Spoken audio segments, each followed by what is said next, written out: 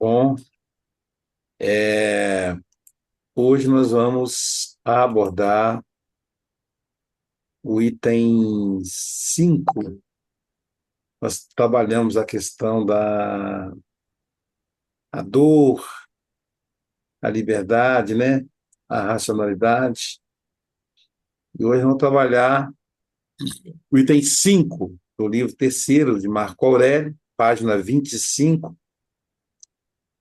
Ele começa assim: não trabalhe de má vontade, nem sem consideração pelo interesse comum, sem a devida consideração, nem com distração, nem deixe o enfeite estudado desviar seus pensamentos. E não seja nem ser humano de muitas palavras, nem ocupado com demasiadas coisas. Ele está falando da questão da má vontade, que leva à distração, e também faz um comentário sobre muitas palavras. Quando a gente fala muito, tem um ditado que diz que quando a gente fala muito, a gente dá bom dia cavalo, né? Com todo respeito ao cavalo, né? Acho que quer dizer, porque Aqui não- diz que se acerta pouco. é Falas muito, acertas pouco. exato, porque você fala muito, cansa quem está ouvindo, e aí perde a essência. O bom mesmo é escutar, né? Já que a gente tem dois ouvidos e só uma boca, deveríamos escutar mais. E é muito interessante isso. Meu irmão dizia o seguinte, diz, né? Quando você for participar de uma reunião, de aquelas reuniões da faculdade, até mesmo do banco, na época do banco, acho que ele já me orientava. Para participar de uma reunião, deixe as pessoas falarem, fique na sua, quieto. Aí, quando alguém pedir a sua opinião, aí você dê. Você vai perceber que todos vão olhar para você. Enquanto que aqueles que falam muito, ninguém olha para eles. Não leva em consideração o que ele está falando. Ele sempre falava isso comigo. E para mim, na época, era um desafio, porque, né, eu tenho compulsão por falar. Mas a profissão de psicanalista me ajudou a me educar um pouco mais em escutar. Me ajudou. Então, é importante isso. Agora, uma coisa que o estoicismo mostra é que a gente não deve trabalhar de má vontade. Porque trabalhar de má vontade, a gente acaba se distraindo, né? A gente tem hoje isso aqui que é danado para distrair a gente. Mas quando a gente está com boa vontade, não tem distração. Pega uma coisa para fazer, ler um livro, preparar uma palestra, fazer um atendimento, a gente nem olha, esquece, né? Às vezes aqueles mutirão na casa espírita, que a gente tem que ir lá cedo para limpar, para pintar, o WhatsApp fica parado. Eu mandei mensagem para você, você não respondeu, porque a gente não se distraiu, ficou ali. Que é feito com prazer. Agora, quando é má vontade, quer dizer, quando é sem prazer, acaba provocando isso. Então, para a gente não fazer com má vontade, com boa vontade, para fazer com boa vontade. Traduzindo para a linguagem psicanalítica, é fazer com prazer. Fazer com prazer. Ainda mais o trabalho, né, que a gente tem que repetir todos os dias. É uma rotina. Então, se a gente não ficar atento, a gente vai caindo no mecânico, né, no automático. Mesmo as tarefas mais interessantes. E é claro, vai ter dia que a gente vai ter cansaço, dificuldade, mas a gente tem que manter. Que eu sempre digo que o que forma um trabalhador, por exemplo, de uma casa espírita é a rotina. Você vai só Uma vez eu comentei com uma companheira, falei para ela assim: eu vou me preparar para ir para o próximo Congresso Espírita Mundial. E ela é daquelas que não perde, ela vai em todos. Mundial, brasileiro, tem congresso, ela está indo. Eu não tenho nada contra isso, acho legal, porque você tem que passear, pelo menos é um motivo bom para você passear. Porque você vai no congresso, conhece a cidade, vai nos pontos turísticos, né? Então ela faz essa associação. Na ocasião, ela acompanhava o Divaldo. Aonde o Divaldo ia, ela ia. Tanto que o pessoal falava: não chama o Divaldo, não, que é muito caro, que eu tenho que pagar a passagem dele da comitiva. Não tinha comitiva nenhuma, é só a dele. É que as pessoas gostam de ir onde ele está. Algumas pessoas gostavam, né? De ir onde ele estava. Então, ele veio aqui em Guarapari, nunca pediu passagem de mais ninguém além dele. Pelo contrário. Por exemplo, o Simonetti, não lembro se o Simonetti veio com a esposa, acho que não veio. Mas às vezes, para a pessoa que vem com a esposa, aí a gente tinha que pagar a passagem do palestrante e da esposa. O Divaldo não, era só do Divaldo. Agora, vinham uns 20, 30 atrás. E eram pessoas que já acompanhavam a agenda dele. Então ela fazia isso. Aí fez isso a vida inteira. Aí, um tempo atrás, faz uns 3 anos, aí eu comentei com ela. Eu acho que eu preciso me atualizar mais, eu preciso me organizar mais.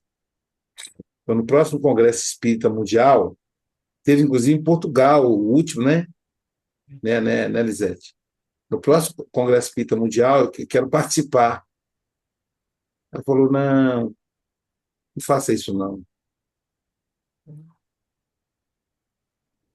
Lá tem um monte de gente que só vai por causa da festa.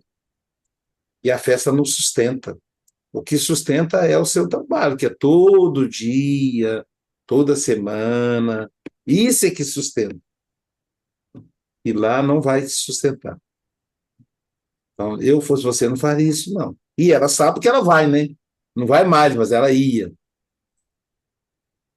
Então, é claro que vai ter a rotina, ela é, às vezes, cansativa. Ninguém vai viver só de festa. Ah, tem que ir na reunião mediúnica hoje, está frio. Ou eu estou cansado, né? Por exemplo, hoje eu estou cansado, final de semana, porque a casa estava cheia, vieram os netos, e eu já não tenho mais tanta energia, né?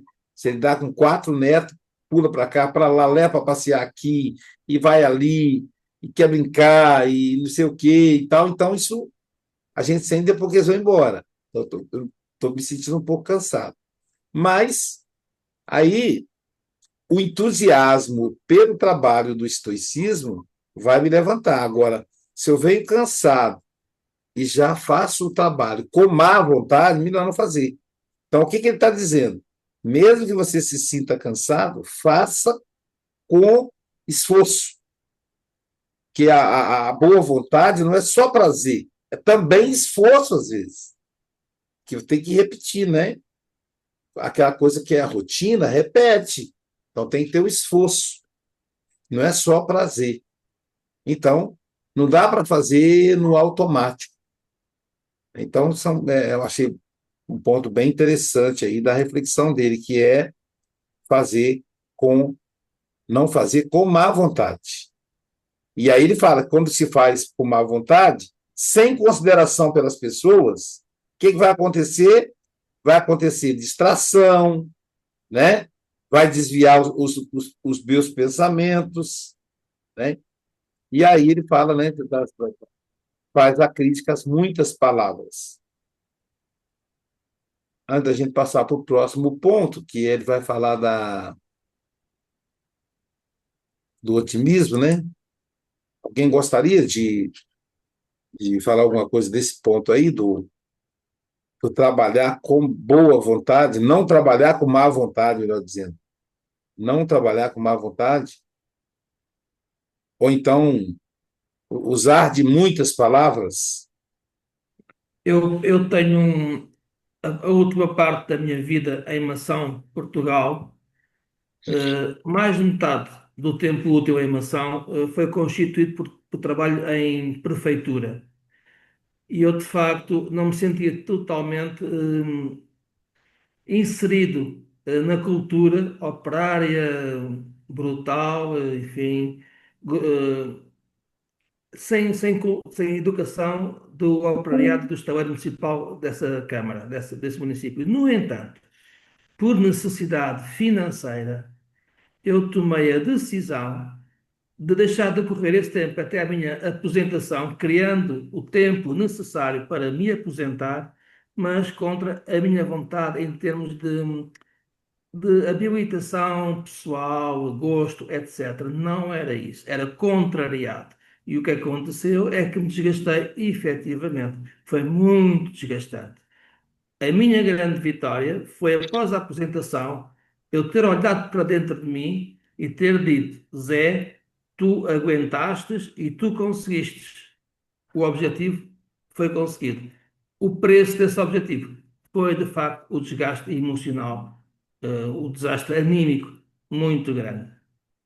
Obrigado a todos. Tá vendo, pessoal? Isso é o estoicismo. Você faz a escolha consciente. Você paga o preço que você tem que pagar. Então, assim, peraí, esse trabalho eu não gosto, tá desgastante, mas eu tenho que trabalhar aqui mais 2 anos, mais 3 anos, porque isso vai dar uma diferença lá na frente. Então, aí eu vou me esforçar. Agora, eu vou pagar o preço. A, a, o desgaste emocional, o desgaste fisiológico, doenças, porque o corpo ele reage, ele fala, peraí, eu não quero ir para lá, você está me empurrando, então o corpo reage, né? Então tem agora, você escolheu, você fez uma escolha. Dizem que Allan Kardec, dizem não, está lá no Obras Póstumas, o espírito protetor de Allan Kardec falou para ele, olha, você está trabalhando muito, você está dormindo muito pouco, desse jeito, você vai encurtar a sua vida. E Allan Kardec preferiu encurtar a vida dele. Tanto que tem um. Uma vez eu vi um livro evangélico, que o título do livro era Allan Kardec, o Suicida. Eles fizeram isso de propósito, deviam pegar esse texto e fizeram um comentário bem fora de contexto, né? Mas Allan Kardec fez uma escolha ali, uma escolha estoicista. Ele pagou o preço. Resultado disso foi o aneurisma. Aquele aneurisma podia não ter estourado, ele podia viver muito mais. Ele morreu novo, Allan Kardec. Mas ele falou, ele pensou, eu vou fazer, eu vou concluir a obra. Eu preciso concluir essa obra com o menos tempo possível. Fez uma opção. Isso é estoicismo. Escolhi.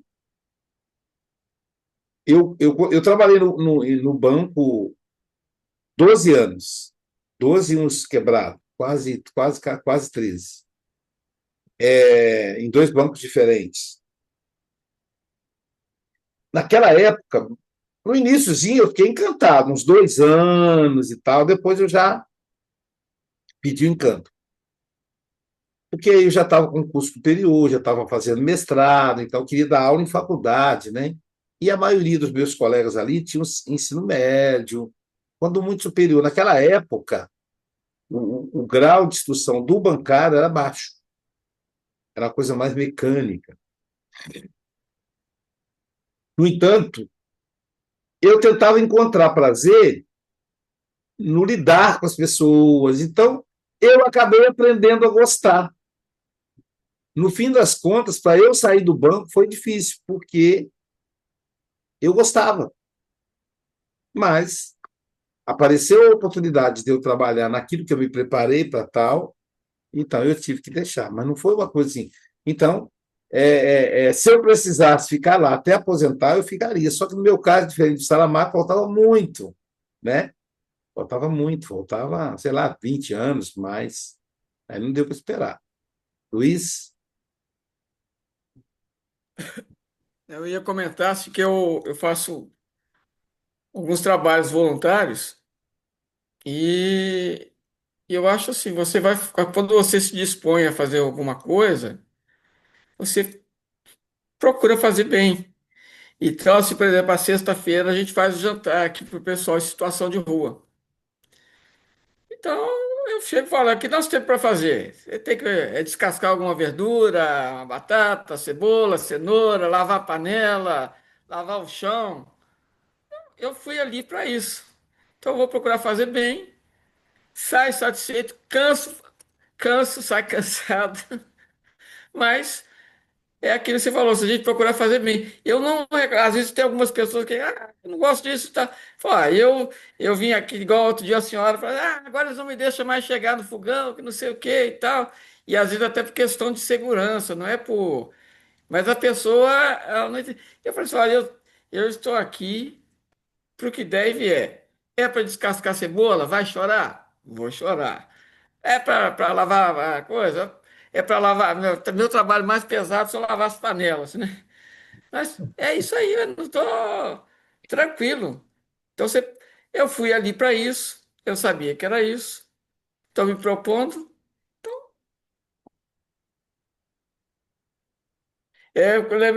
Lembrei disso aí, porque você comentou, a gente procurar fazer, e quando a gente faz a coisa com boa vontade, você não vê o tempo passar, você sai satisfeito, né? E é bom, eu lembrei, porque eu falei, vou dar um toque ali que o Luiz comentou. Legal. Na SGE, o meu irmão era dirigente da parte doutrinária, ele instituiu, meu irmão caçula, desde aí. E naquela época havia o dirigente da mesa, cara que, boa noite, tal. Agora, fulano, nosso irmão, vai fazer leitura de oratória. Aí era uma pessoa que estava sentada na mesa também. Era a equipe de destaque ali. Agora, nossa irmã, fulano de tal, vai fazer a oração inicial. Que era outra pessoa. Já deu três. Agora, fulano de tal vai fazer a oração final, quatro, mais o palestrante. Então, ficava cinco pessoas na mesa. E era uma posição de destaque, né? A mulherada aí, com cabelo bem feito e tal, vestia a melhor roupa. E aí o meu irmão teve a seguinte ideia. Como a casa não estava com dinheiro, era o seguinte: a mesa que coordenasse era a que fazia a faxina. Então eles iam para lá, esfregar chão, limpar tudo. Até a própria palestra deles está perfeita. E era uma palestra por semana, então eram quatro equipes. Então a pessoa fazia isso uma vez por mês. Aí um dia um companheiro chegou para mim e falou comigo assim: sabe o que eu gosto em dirigir a reunião? Eu falei: você gosta? Ele falou: não, eu gosto de fazer a faxina. Dirigir a reunião para mim é até secundário. Aí eu falei: que interessante, né? Que humildade, que a gente colocou exatamente para poder, como disse Jesus, que o maior seja o menor, porque então o pessoal ficava enciumado, né? Por que só o Saramago dirige reunião? Por que só a Lisete dirige, né? Então, para evitar isso, então, ó, você dirigir a reunião, você vai fazer a faxina. Então, e aí ele falou: Luiz, a minha maior farra, eu fico o mês todo esperando chegar a minha vez para poder fazer essa faxina. Aí a esposa, os filhos, levavam um lanche para lá, aí jogava água com sabão, e a casa ficava cheirosa. Quando chegava à tarde, à noite, né, era 6 horas da tarde a palestra, tá tudo limpinho, né? Então, eu achei interessante meu irmão fazer essa associação. Luiz, vamos seguir a orientação de Jesus, que o maior seja o menor. Então, quem vai ser o dirigente da reunião, o bonitão que fica na frente, vai ser aquele que faz a faxina. Lisete? É muito interessante porque, por exemplo, eu reformei-me numa idade em que eu nunca pensei que me ia reformar naquela idade.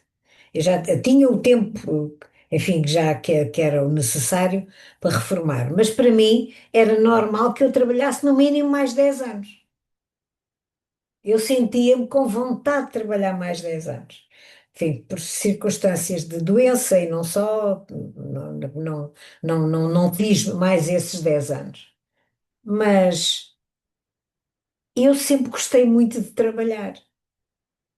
Eu ia trabalhar sempre com imenso gosto. Aquilo era uma satisfação, para já, porque, como eu adoro falar, como já perceberam, não é? Eu sempre tive um trabalho onde tinha que conviver com muita gente. E aquilo para mim era uma alegria imensa, porque eu sabia que tinha sempre, e depois havia sempre novos, especialmente quando se trabalha num balcão de um banco, como o Luís sabe, o Luís também sabe, não sei se aqui há mais algum colega que trabalhou, ahm, mas atender público é, eu gostava. Para mim, aquilo como dizia, havia um cliente num dos balcões onde eu trabalhei, dizia para o meu chefe: "Não faz mal, mesmo que vocês não lhe paguem o ordenado, ela vem trabalhar à mesma." Porque eu gostava de trabalhar. Eu era capaz de estar ali mais 5 minutos a dar 2 dedos de conversa com o cliente, daqueles que também gostam de trabalhar, mas eu no fim compensava, porque o trabalho ficava todo feito. Não deixava nada para o dia seguinte. Estava fora de questão. Não é das pessoas, se calhar, isto é capaz de ser um. Eu sempre fui assim. Eu já na escola era assim. O convívio, a conversa, o fazer. É para fazer. É fácil, não há. Para que é que a gente está à espera? É para fazer. Hum, e adaptava-me perfeitamente, tanto às pessoas como ao trabalho. Eu fiz trabalhos diversos dentro da área dos parabancários e dos bancários. Foi as duas áreas que eu mais trabalhei, mais ou menos 50% para cada lado. Mas eu sempre gostei de fazer, sempre trabalhei nos seguros e também gostava de trabalhar nos seguros. Mas não sei, que se calhar das pessoas, eu digo, eu tive pena de ter deixado de trabalhar. Não tinha condições, acima de tudo, psicológicas para continuar a trabalhar. E era muita responsabilidade se eu não estava bem e cometia erros. Aí acabou, pronto. Depois estive muito baixa, pronto, e não fui trabalhar mais. Mas é longe de mim eu ter deixado de trabalhar naquela idade. Para mim eram mais 10 anos de trabalho. Mas também disse logo para mim, quando eu me reformar, quando deixar de ter a responsabilidade dos meus pais, eu no dia a seguir vou fazer mais qualquer coisa. Já tinha em mente, era a Universidade Sénior que vinha a seguir. E foi o que aconteceu. E, o funeral no fim de semana, na semana a seguir, eu fui me inscrever na Universidade Sénior.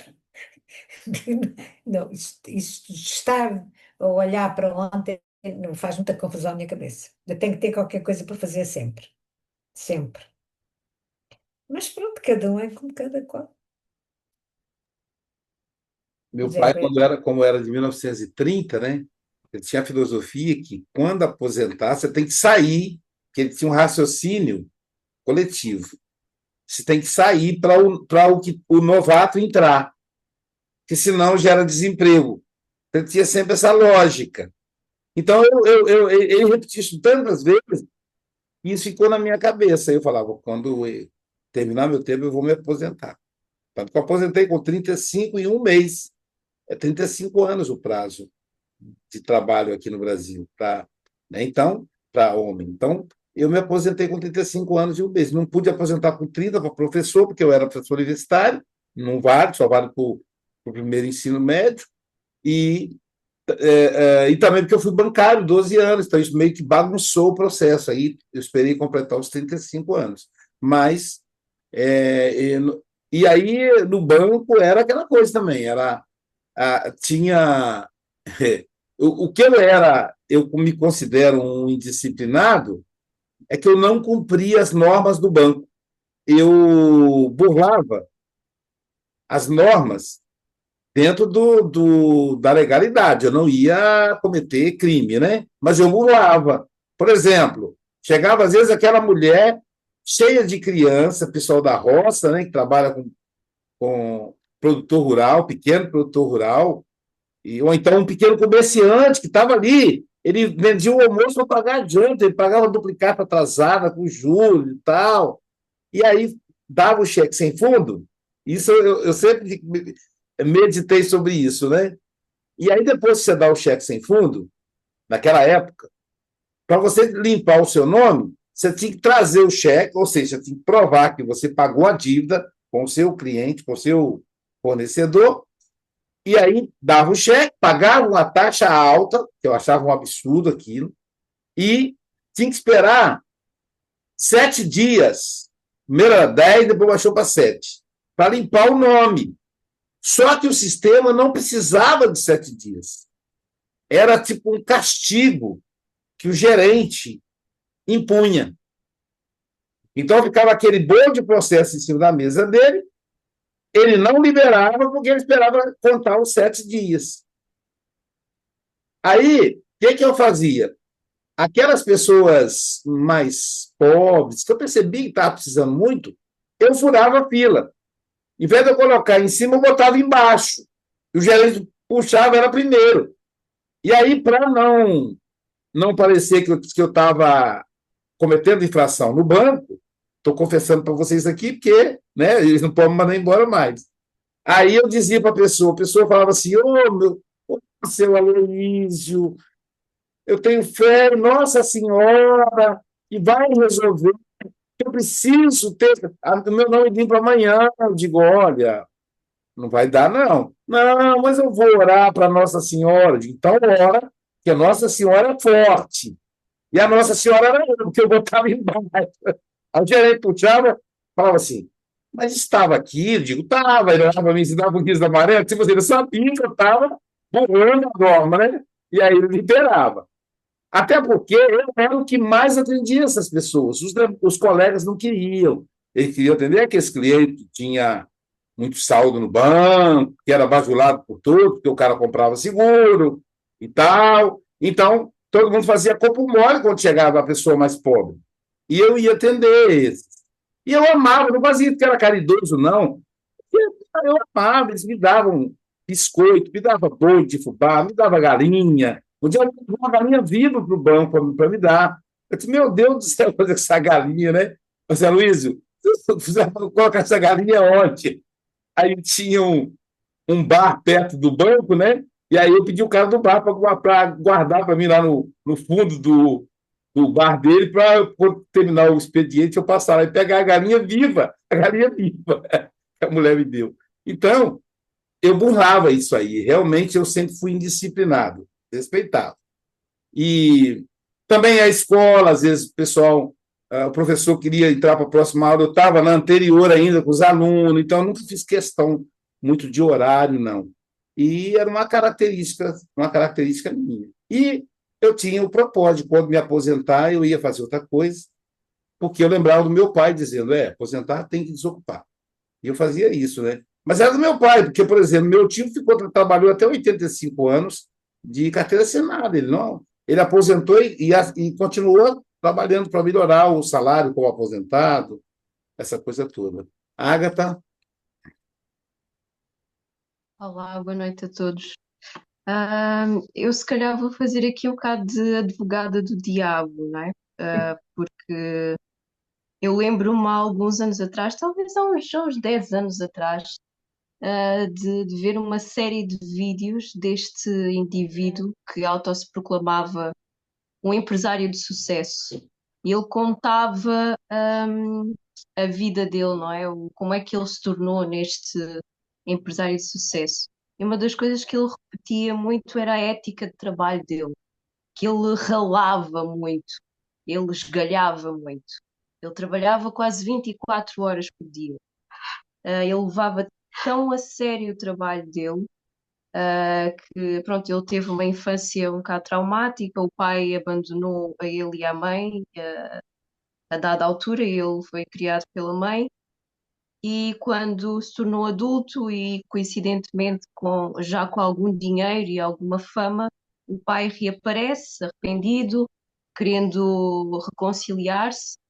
Ah, pronto, ele aceita de facto, mas entretanto o pai fica gravemente doente E o médico avisa este indivíduo que o pai tem poucos dias de vida e que talvez dali a uns 2 dias possa ser a última vez que verá o pai. E ao mesmo tempo ele tem uma grande oportunidade de negócio num outro país. Adivinhem a escolha que ele fez. Escolheu o negócio e nunca mais viu o pai. Eu senti-me bastante triste ao ouvir a história. Ele não. Ou seja, ele quis aqui lançar, não é, a lição de que o trabalho, a sua ética de trabalho está acima de tudo, está acima de valores familiares. Não é que mesmo quando ele está a zero, mesmo numa situação dramática, escolher sempre o trabalho. E se nós estivermos bem atentos, há uma subcultura que exalta esta, esta escolha, não é? Eles chamam de ética de trabalho e às vezes até mascaram de estoicismo, não é? Existe uma corrente masculina, acho que todos nós conhecemos bem, uma corrente masculina que gosta de roubar umas coisas do estoicismo, mas na verdade só está a distorcer o estoicismo. E que vem exaltar esta cultura do trabalho. Para mim é a cultura de exploração, autoexploração e exploração dos outros. E que é importante nós percebermos também que não existe mérito na exaustão. Existe mérito no bom trabalho, no trabalho bem feito, não é? Que é aproveitado por todos. Agora, na exaustão, quando nós morremos, há de aparecer outra pessoa que vai nos substituir na hora. Ninguém vai colocar. Aliás, eu vi também uma outra história recentemente, que era um casal que estava a fazer terapia de casal, e o indivíduo, muito emocionado, disse que a mãe sempre escolheu o trabalho, em vez dele como criança, e isso traumatizou-o bastante. Que a mãe, entretanto, quando engravidou dele, decidiu entrar na escola, na universidade, na faculdade de Direito, formou-se e também era das tais que tinha sempre esta ética de trabalho, trabalho primeiro, primeiro que tudo. E tornou-se uma associada da empresa. Tem lá a plaquinha do nome dela na empresa, mas ficou doente e morreu cedo demais até. A plaquinha com o nome dela está lá até hoje, mas ela não está para colher os louros e o filho ressente-se bastante pelo facto dela ter partido, muito provavelmente de exaustão e não só, acho que morreu de um cancro. E é isso, é importante nós também não confundirmos o sacrifício, ou seja, a exaustão e a exploração de nós próprios e dos outros com este trabalhar, esforçar-nos, mas com o seu limite e com o seu propósito também. É importante nós pensarmos sempre no propósito do nosso esforço. Era isso. Obrigada. E é legal, Agatha, que você já entra numa geração, a geração do milênio, né, que amadureceu isso. A da minha geração para trás era isso. A virtude era a exaustão. A pessoa se vangloriava de abandonar a família para trabalhar. Você vê aqui que coisa absurda, mas isso soa absurdo agora. Mas para quem estava lá na época, não era. Tanto que ele contou como virtude, tá doido? Imagina, né? Mas ele contou como virtude. E esse é um desafio. Hoje, os próprios CEOs, né, eles falam da necessidade de conciliar com o lazer, com a família, que não vale a pena, né, você sacrificar a família. Quando eu trabalhei no Bradesco, por exemplo, que é um banco privado, o que é que o Bradesco. Olha que projeto perverso. O Bradesco abriu uma agência, ele estava sempre abrindo, que estava em franca expansão, uma empresa multinacional, e aí, cada vez que ele abria uma agência, era oferecido os cargos de chefia para funcionário das outras agências. Era o seguinte: ó, você quer ser promovido, você tem a agência tal. Se largar sua família, quando muito levar a esposa, filhos, que aí ele te dava o aluguel da casa, mas não compensava, você ia perder o vínculo, né? E aí a mensagem, isso também no Banespa, o Banco Estatal, a mensagem era a seguinte: se você quer se tornar gerente, você não pode ficar na sua casa. E mais, os gerentes, eles migram de cidades, quiçá de estados, no Brasil é um continente, né? Para exatamente não criar situações viciosas, é coisa política da empresa. Então, a hora que perder a cidade com os laços de família. E aí eu me lembro de um colega, nem sei se ele está aposentado agora, e era gerente da Caixa Econômica, e ofereceram para ele a promoção para superintendente. E aí ele teria que mudar de cidade, ele não aceitou. Passado alguns anos, falaram para ele: se você não mudar de cidade, você vai ser rebaixado. Ele preferiu ser rebaixado e aposentou-se como chefe de seção e não como gerente da agência. Então, quer dizer, são escolhas. Olha que violência com o funcionário, uma vida inteira se dedicando à empresa, e ele é obrigado a escolher entre a empresa e a família. Quer dizer, essa política já está modificando. Os empresários já não veem mais assim. Agora, então, com o trabalho remoto, isso fica muito mais fácil de. Por isso que eu falo, a pessoa negar que o mundo está evoluindo é de uma cegueira, porque, poxa, olha isso, como que mudou, a gente vê isso. Que era virtude, era virtude. A pessoa chegava numa cidade pequena, e geralmente os bancários, né? Era pequena, e aí era sempre assim: chegava, ficava ali 3, 4 anos, 5 anos, depois ele tinha que ir para outra cidade, e mais outra, e significava progresso. Teve um aluno nosso da psicanálise que teve um momento na terapia de grupo que aí a gente pediu que cada aluno falasse, né, da sua vida profissional fora da psicanálise, até porque qualquer área, né, a pessoa pode se tornar psicanalista, sei lá, engenheiro, advogado, médico, enfermeiro, a pessoa pode se tornar psicanalista. E ele era empresário da área de dança, formação em educação física. E ele conta que quando ele chegou na cidade, aqui de Guarapari, ele veio do interior e tal, e ficou procurando trabalho, porque ele queria fixar em Guarapari. Só que o custo de vida aqui não era barato, ele tinha que ter um emprego fixo. E aí ele chegou perto de num condomínio, tinha um senhor lavando. Aí ele perguntou ao homem, o homem era o coordenador do condomínio, como é? Esqueci agora, síndico. Falou: olha, eu estou querendo trabalho para porteiro, você tem? Falou: não tem não, tem vaga não. A gente fala vaga aqui, não tem vaga não. E virou as costas para ele, continuou limpando. E aí diz ele que ele pegou, não, o homem estava molhando a calçada, ele pegou a vassoura e começou a esfregar a vassoura. Aí o homem disse para ele: eu já te expliquei, não tem vaga para nada. Nem para porteiro, nem para faxineiro, para nada, não tem vaga. Falou: eu não sei. Não, você não sabe, você não entendeu. Você pegou a vassoura. Falou: não, eu não vou te cobrar nada, não. Isso aqui eu estou te ajudando. Eu não vou te cobrar nada. Eu não posso te ajudar, nem que seja um pouquinho. Você tem só um par de mãos. Você precisa segurar a mangueira com a água, a vassoura. Você não consegue fazer os dois. Então você morre e eu vou.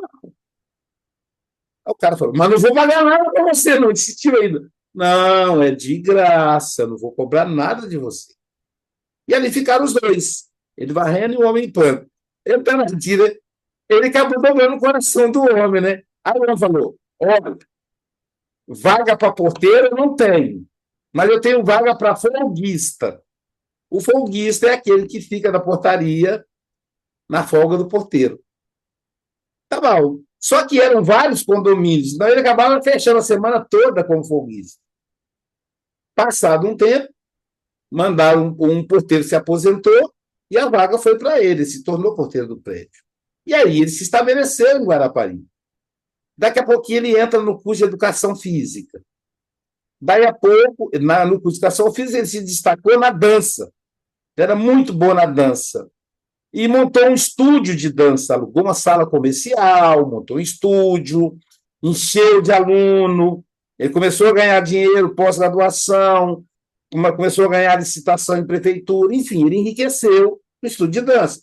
Comprou um carro zero, mas de dia, de noite, ele trabalhava na portaria. Aí o síndico falou com ele: Você não tem vergonha na sua cara, não? Por quê? Ele falou: Porque você está trabalhando na portaria, você tem tanto dinheiro, rapaz, o que você ganha aqui é uma merreca. E se você gosta tanto de trabalhar aqui, aqui eu converso com todo mundo, dou boa noite, dou bom dia para a pessoa, ajuda a entrar no elevador. Aí o cara falou: Você está ocupando a vaga de alguém que precisa. Você lembra quando você chegou? Aí dizendo que ficou envergonhado, por isso então ele pediu demissão da portaria. E aí ele falou emocionado no dia, até chorando, ele falou: Mas eu gostava tanto da portaria, se eu pudesse, eu ficaria lá até aposentar. Então, é interessante, né, essa relação, quer dizer, um trabalho simples e que se apaixonou, porque também ele é uma pessoa simples. Apesar de ser um empresário bem-sucedido, eu conheço ele desde muitos anos, ele era meu aluno no curso de Educação Física, isso há 20 anos atrás, né? Apesar de ele ser um empresário bem-sucedido, ele é muito simples, então é bem a cara dele esse depoimento, mas eu adorava ser porteiro, trabalhar na portaria. Luiz,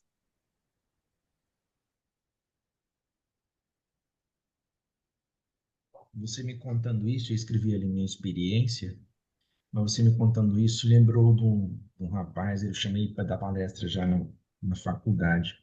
Ele faz mágica, então ele atrai as pessoas pela mágica. Tem alguns palestrantes espíritas que também fazem mágica na palestra, né? Mas esse é um cara de Poços de Caldas. Aí, ou melhor, de São João do Boa Vista. Aí em Poços de Caldas ele foi trabalhar. Ele queria sair de uma indústria e queria arrumar outro emprego. Aí chegou exatamente a mesma história. Chegou pro cara de uma ótica.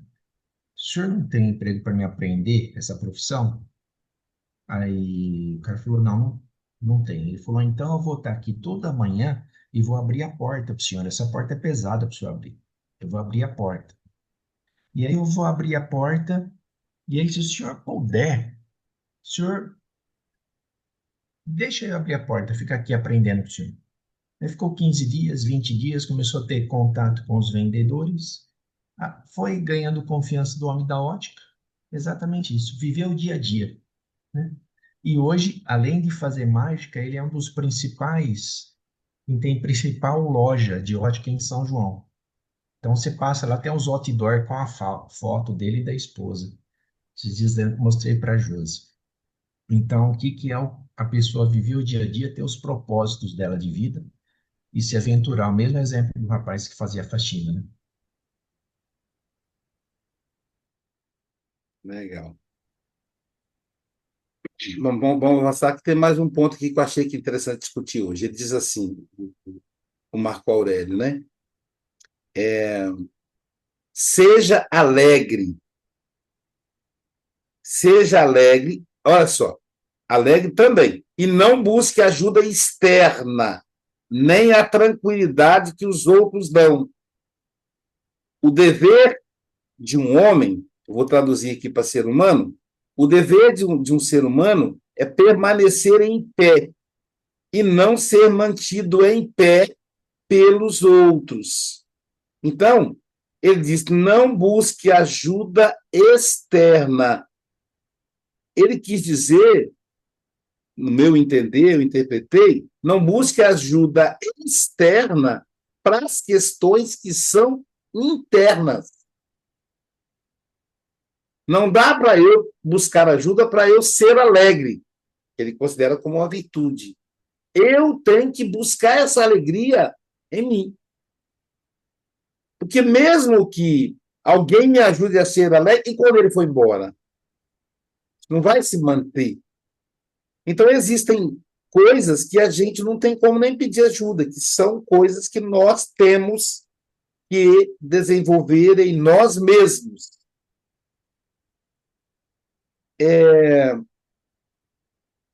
Também acho que quando você precisa de ajuda, também tem que ter a humildade para receber essa ajuda. Eu tenho uma paciente que ela sofre muito, por quê? Ela é uma pessoa idosa, teve que fazer uma série de cirurgias que deixaram ela para recuperar. E aí, volta e meia, ela acaba quebrando um ponto ou outro, porque ela não consegue, por exemplo, pedir para a funcionária dela, ela tem funcionária, fora as enfermeiras que estão lá com ela, o quadro dela é tão complexo que ela precisa de enfermeira 24 horas por dia. Então, ela disse, Luísa, é muito humilhante para mim, eu me sinto muito folgada, não é humilhante o termo, eu me sinto muito folgada, muito espaçosa, pedir um copo de água, a pessoa vir me servir um copo de água, o que é que custa eu ir lá na geladeira e pegar a água? Eu falei, custa a sua recuperação. Você não quer voltar a ter sua saúde plena? Você fez uma cirurgia com bons cirurgiões, você gastou muito, ela fez cirurgia, pagou particular, inclusive, né? E agora você... Então, assim, aí eu disse, você acha que isso é virtude ou isso é orgulho? Que até então ela estava pregando como virtude. Eu não quero explorar a outra pessoa. Eu disse, mas ela é sua secretária. Ela falou, você é minha secretária para limpar a casa, para ajeitar algumas coisas, agora não para me dar água na mão, para me dar um prato de comida na mão, Luísio. Daqui a pouco ela vai colocar a comida na minha boca. Eu digo, mas agora qual o preço que você paga para ir até o fogão e fazer o seu prato? Então, também tem esse ponto, esse é o outro extremo. Esse é o outro extremo. Há momentos que a gente tem que ir. Agora, a alegria de viver, definitivamente a gente não vai conseguir pedindo ajuda. Mesmo que o outro nos ajude a ter a alegria de viver, a gente vai ter que enxergar essa alegria de viver nele que vai nos contagiar. Então, o trabalho é sempre interno. Agora, no que seja externo, às vezes precisa. Quando eu tive Covid, eu fiquei isolado no quarto, isolado da família. Então, vinha o prato arrumadinho, prato de comida, às vezes abria a porta assim com a luva, né, máscara, colocava o prato, igual um presidiário, né, com um presídio de de segurança máxima, né? Aí puxava a porta e fechava, aí eu pegava, aí eu estava lá no outro canto esperando, né? Tipo assim, ó, você ficava algemado na parede, assim, não sai daí não, você é um perigoso. Eu botava o prato de comida, suquinho, aí ela fechava a porta, aí que eu ia pegar para poder comer. E aí aquilo, às vezes eu ficava pensando, gente, ela tem que arrumar a minha comida. Então, assim, existe. Isso é orgulho, isso não é uma virtude. As coisas externas a gente às vezes vai precisar. O que a gente não pode é usar sem precisar. É claro que o mínimo que nós podemos fazer é arrumar a nossa cama, é lavar o prato, o talher que você comeu. É o mínimo isso daí. Não faz sentido uma terceira pessoa fazer isso por nós, né? Uma segunda pessoa. Mas quando a gente não pode, vai fazer o quê? Né? No restaurante, às vezes, eu coloco os pratos um em cima do outro, já vou facilitando o trabalho para o garçom. E aí, às vezes, uma vez um amigo meu falou, isso aí é falta de etiqueta, você tem que deixar, tem um lado certo, ele coloca o prato do lado direito e retira do lado esquerdo. Quando você bota tudo empilhado, você desfaz completamente a norma da etiqueta. Né? Então, o que eu tento é facilitar a vida dele. Né? Então, a gente tem que ter esse bom senso.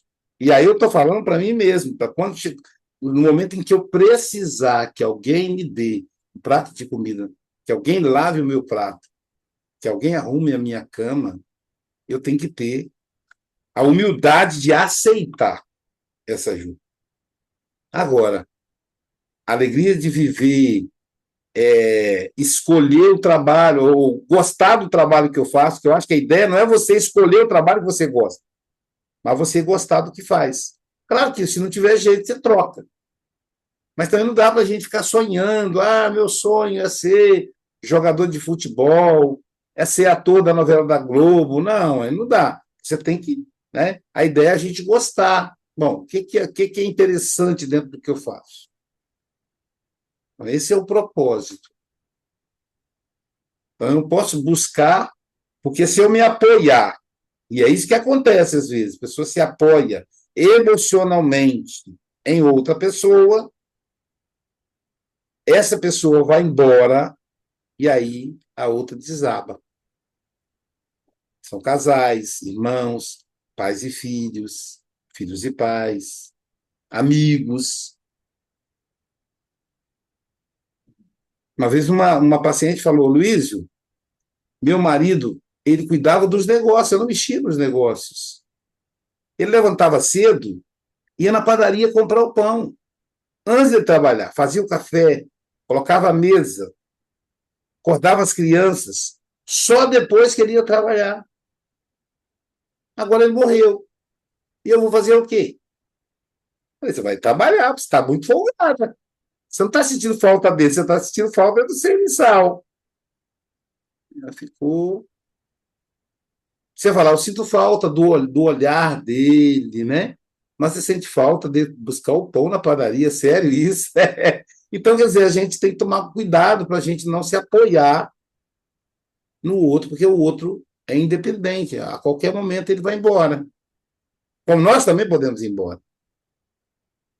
Literalmente, embora fisicamente, seja embora para o túmulo. Então, o Marco Aurélio chama atenção nesse sentido, né? E aí ele encerra o item de hoje, que é o item 5, dizendo o seguinte, né? O dever de um homem é permanecer em pé e não ser mantido em pé pelos outros. Isso o texto está em letras garrafais, em negrito, né?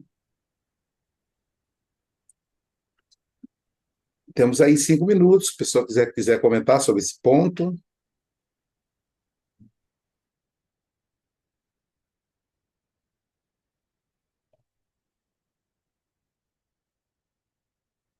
Está tudo muito caladinho. A Conceição, passou-se isso aqui com ela. O marido fazia tudo. Tratava disto, daquilo, do outro. Ficou doente. Conceição, dá as voltas, pedia ajuda.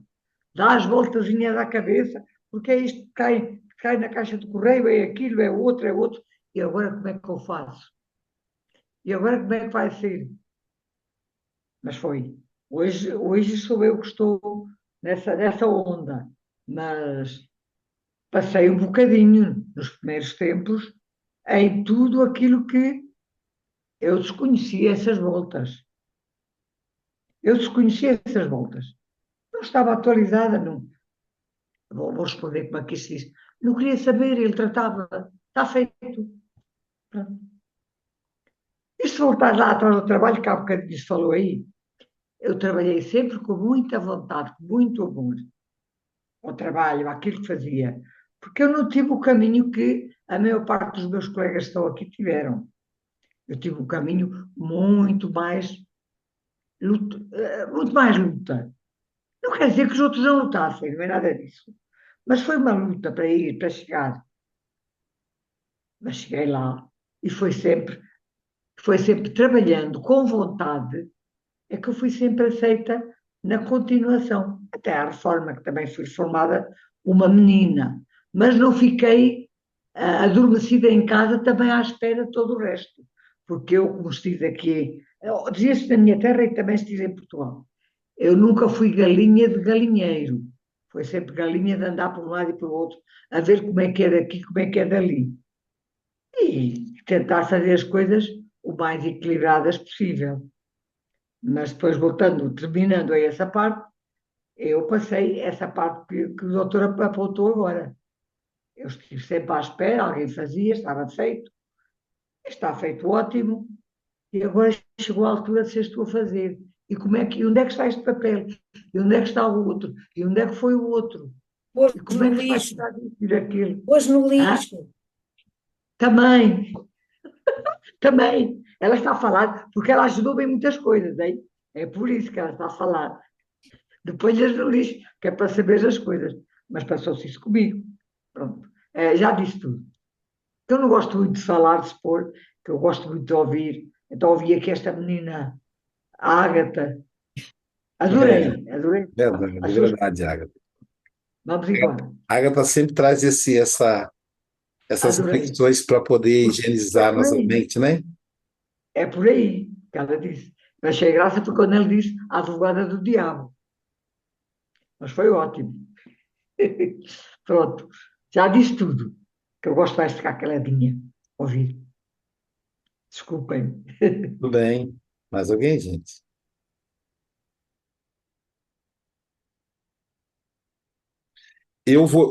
São 5 filhos, né, que eu tive que dar conta. E como eram escadinhas, a Jailza teve que abrir mão de trabalhar fora, porque como é que a mulher trabalha fora e educa 5 crianças? Então eu tinha que me desdobrar muito, eu trabalhava muito. Confesso a vocês, se fosse hoje, né, se eu tivesse a idade da Ágata, né, com a cabeça da Ágata, dos mais jovens hoje, eu não faria, não. Eu ia tentar um trabalho que eu pudesse ter mais contato com os meus filhos. Percebo que os meus netos têm mais contato que os pais do que eu tive com meu pai, que foi menos ainda, né? E meus filhos tiveram comigo. Então, essa dinâmica da escravidão pelo trabalho, graças a Deus, está evoluindo. E é algo que se eu fosse começar agora, eu faria diferente. Eu ficaria, curtiria mais, entendeu? Por exemplo, eu estou cansado, mas estou cansado de correr, cansado fisicamente, porque eu já tenho mais de 60, mas eu amei ficar com os meus netos. Ir na praia, supermercado, e aquela confusão, e eu administrando eles ali, vamos tal, vamos jogar, e não sei o quê, entendeu? Então, assim, né, até para dormir, estava cochilando, vamos, vovô, acorda aí, sabe se acorda? Então, eu estou dando a eles uma atenção que eu podia ter dado aos meus filhos, né? Então, ter muitos filhos tem esse preço, né? Não me arrependo de ter tido os filhos que tive, mas se eu pudesse ter tido mais tempo com eles, eu teria tido. O que eu tento fazer agora, tento compensar agora. Eu sempre volto com os meus filhos, porque também filhos adultos também precisam da atenção, precisam ser escutados, né? Eles vêm pedir conselho, mas, na verdade, o que eles querem é ser escutados. Já está assim, mais ou menos pronta. Minha filha veio me pedir um conselho, aí ela falou: bom, dependendo da opinião do senhor, eu já tenho mais ou menos certo o que eu vou fazer. Aí eu pensei comigo, né? Por que você veio me perguntar? Ah, mas eu sei por que ela veio perguntar. Ela queria falar, ela queria se escutar. E aí eu a escutei, dei a minha opinião, ela falou: pois é, isso mesmo que eu vou fazer. Então, é isso, né? Então, eu hoje consigo, como agora que sou aposentado, consigo ter esse contato com eles. Como consigo. Tem uma que é mais timidazinha, que não liga para mim, é sem vergonha, mas quando eu ligo para ela, ela esquece até na hora do telefone. Se deixar, ela vira à noite. Então, assim, não é que ela não gosta de falar, é que não sei por que ela não tem iniciativa de telefonar. Aí, às vezes, eu estou com saudade, vou lá onde ela está, eu também descobri isso. Quem está com saudade sou eu que tenho que ir, né? Quando eles têm, eles vêm. E é assim que é, mas se eu pudesse, numa outra encarnação, gostaria de ter mais tempo com eles. Acho que é o que conta. Como diz a Acta, é o que fica. Porque no dia seguinte, a empresa já te substitui. Seu cartãozinho magnético já não mais vira catraca. Você vai passar a catraca, pim, parece a tarde azul. Você não é mais funcionário, entendeu? Então, assim, é uma bobagem a gente se dedicar de maneira exaustiva ao trabalho e que a gente não vai ter o retorno que a gente precisa, né? Quando nós não estamos, o trabalho faz-se da mesma maneira. Que eu fazia 2 meses de férias por ano e tudo continuava a fazer-se. E a vantagem, pois é. Eu não, eu acabava tendo, sabe o que eu fazia, Elisete? Eu vendia as minhas férias. Eu tirava 10 dias de férias por ano. Até isso eu fazia. Hoje eu cobraria. Cara, você consegue me vender mais um mês aí? Vou tirar 2, né? Em vez de vender. Então, é o sistema trabalhista, ele modificou um pouco também, ele evoluiu, digamos assim. Hoje o Júnior Sampaio está falando sobre suicídio, pessoal. Aí vamos para lá, que ele é do CVV, né, ele é especialista nisso, lá para a Revista Espírita.